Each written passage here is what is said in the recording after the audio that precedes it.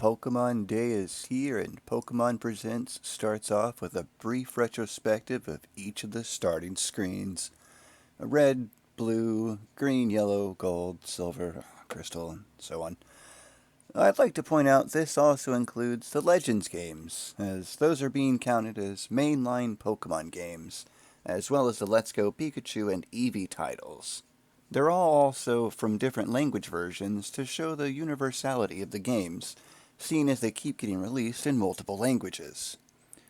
The Pokemon Company president and CEO Mr. Ishihara comes out and yaps about how Pokemon has been around for so long and everyone loves it. Thank you. The first thing they show is arguably the worst and most idiotic. A little Game Boy with a bunch of Pokemon Red and Pokemon Blue cartridges that have separate, unique sound files of game music, so you can listen to Pokemon Red and Pokemon Blue music on the go. For some reason. Honestly, I hate this. And just look up a playlist on YouTube. You'll save so much more money. The 2026 Pokemon World Championships tournament will be the first time people compete in Pokemon Champions, the new Pokemon Stadium game that's going to be out both on Switch consoles and mobile phones. Also, it takes place in San Francisco, apparently. The Pokemon World Champions, I mean. Then we hear about the TCG, wherein the future of which is going to be Mew and Mewtwo.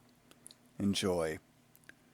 Pokemon Go is going to have a bunch more Pokemon in it, or whatever, and I guess there's a promo code for starters or something. Pokemon Masters EX honestly looks really good with the character design, but I'm still not a fan of the gameplay. Pokemon Cafe Remix exists just like Pokemon Sleep, and Pokemon Unite will soon see the original 3 legendary Kanto birds with more Pokemon like starters coming whenever, who cares. Pokemon Trading Card Game Pocket is still around, for some reason, and I just can't be bothered to care. Pokemon XD Gale of Darkness is coming to the Switch too. Nintendo Switch Online is a GameCube title. I can just play it right now on my PC, but whatever. Also, it might just be the controller that's exclusive to Switch 2. I'm literally ignorant. Fire Red and Leaf Green go live, whoop-de-doo, yet another game I can play on my phone right now and for free. But you'll be able to transfer the Pokemon into Home and the newer games, so that's cool. Pokemon Champions gets a little showing, where we see a fellow playing on the OG Switch, while a lady plays on her phone, showing how this will finally be a Pokemon game anyone can play. I have no idea if this will be as wildly popular as Pokemon Go was at first, so only time will tell. Either way, Pokemon Champions looks pretty good, and honestly, something they should have done years ago. Pokemon Legends ZA is showing off its DLC Mega Forms, and I just can't get over how terrible the city looks. It looks just so much like a giant 2D facade more than an actual set of buildings that I could feasibly imagine people living in. I understand that they had to make it look less good to also run on the OG Switch hardware, and that's why they couldn't really make it look actually good. I guess. But anyway, I don't know. I'm sure it's a really fun Pokemon game, and everyone needs to play it at least once for themselves. Who knows? Definitely not me. There's an awful lot of info on Pokopia, which is basically just Animal Crossing plus Pokemon. You play as a Ditto that learns new tricks and things by copying other Pokemon. Like, you copy a Squirtle to water crops, or you can cut trees and whatever down because you copied a Scyther or something. Oh, look at this. You can cook up meals that boost your abilities. Classic. Game releases March 5th, and pre-order now and you'll get a Ditto rug. But finally, the only thing we care about here, Pokemon Winds and Waves. It starts off with a black and white Pikachu in a black and white forest. This is for Red and Blue. With the next Pikachu is in Ecruteak City, and this time in color. Next is Pikachu at the bridge outside of what I seem to be recall being near Fortree City. Pikachu and Sinnoh at the Snow Cabin, followed by the bridge just outside Castelia City in Unova.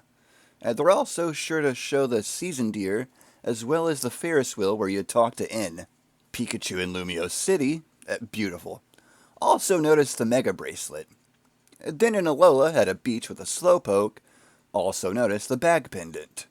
From Sword and Shield, we get to see the Gigantamax for Fat Pikachu, alongside dishes and those sky beams that lead to fighting other Gigantamax Pokemon. Then, next to lastly, is Pikachu and Mesa Goza in Paldea. Also notice the Terra Balls. All this to end on Pikachu sitting at a resort overlooking an island. And damn, that is a hyper-realistic yet on-model Pikachu. I can see its little fur hairs. Wow. Who's at the door? But two new Pikachu. Elton John gay boy Pikachu, complete with a bracelet on his tail, and his hot Asian wife. My hot Asian wife! The first shot of Winds and Waves is a pan-over of the ocean zooming into the island that likes to remind us that all of what we're seeing is, quote, not representative of actual gameplay experience, and then goes on to say that, quote, screenshots and footage are from a product in development and not final. Yeah, well, we'll see about that, won't we? In the zoom-in, we can see a ship on the waters. Is this just for show?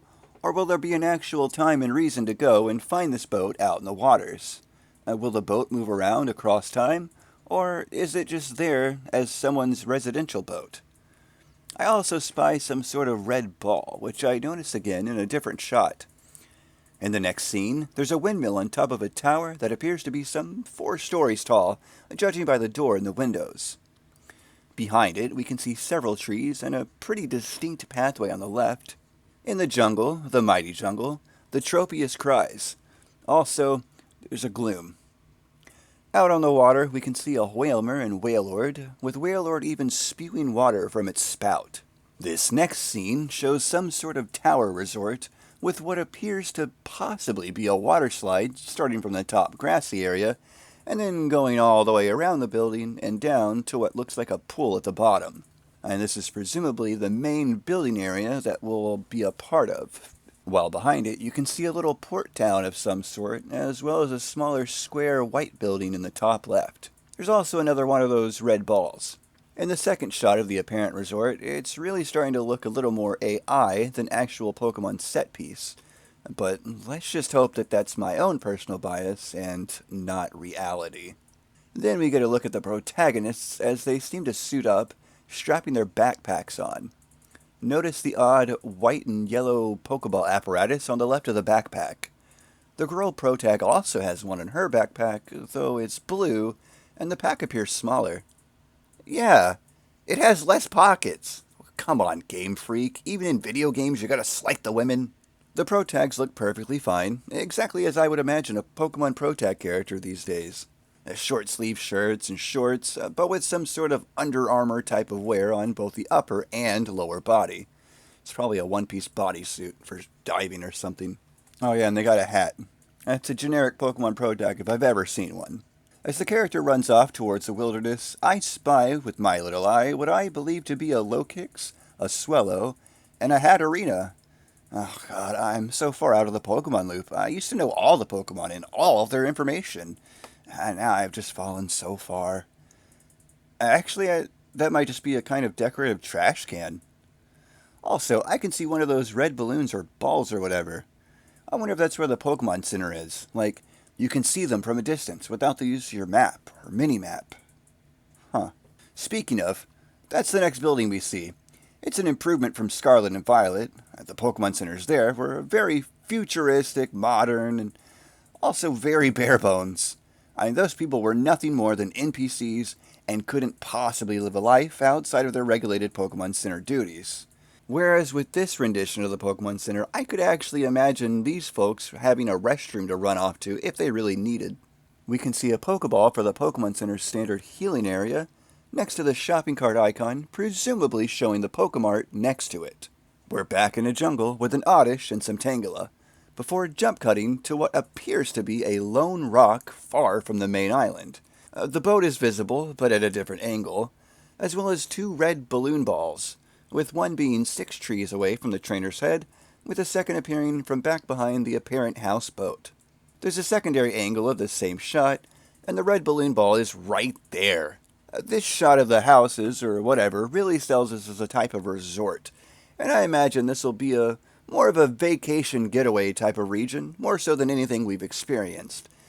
Basically, imagine a mix between Alola from Sun, Moon, Ultra Sun, and Ultra Moon, but mixed with the wide open areas found in Legends Arceus. That's the kind of vibe I'm getting from all of this. Also, notice that beautiful coral reef, as well as the Pokemon Center in the background, where you can see the red Pokeball and the blue shopping cart icons. This would appear to be the little port area from the shot that shows the tower and part of the island, but I can't say for sure just yet. In this next shot, it really looks like some sort of grassy plains mountains area, but with a Hollywood sign. I'm sure that that's not what it says, and it will probably be the name of the resort or region or whatever, but it looks very Hollywood sign-y to me. I don't know how else to say that. Ladybug, Ladian, Centiskorch, Slugma, and Pikachu are all seen in quick succession across a forest, a magma-y area, and some clearing out a waterfall.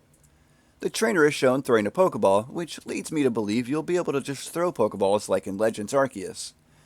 Kinda weird how the ball just is floating there, but whatever. This shot of Wingull over the ocean looks so good. The water is so crisp and somehow it looks tasty. Like, it would be super refreshing to swim in this water and maybe even accidentally get some in your mouth. Krabby and Palossand on a beach at night look crazy, and possibly the same beach, but in the morning, looks just as cool. Marini and Corsola seem very at home in this new game.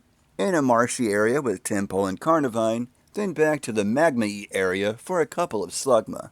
There's this house out here at night, where a couple of Duskull are, and the house appears to have some Slowking banner on it. There's Pokeballs on the sides of the door, but considering what game this is, that could mean anything as to what this building is. And here we finally have some new Pokemon, which, to me, always look like DeviantArt rejects. But they'll certainly grow on me over time. The starters are Grass Angry Bird, Fire Puppy, and Water Gecko. Brout is the grass starter and just screams to me, I was designed by Rovio. Pombon is the fire starter, and I'll be damned if it doesn't just look so cute. And I mean cute with a Y, like cute. And then there's Gekwa, the water starter that I bet will probably be the best. And if I ever play, I'm still picking Angry Bird. This next shot blows my mind at the possible implications, but it starts off with the trainer out there on that rock and pans up showing an absolute beautiful landscape and sky before diving back down into the water, showing off some actually luminous Lumineon, as well as Frillish, Tynamo, Wailord, Corsola, and Krabby.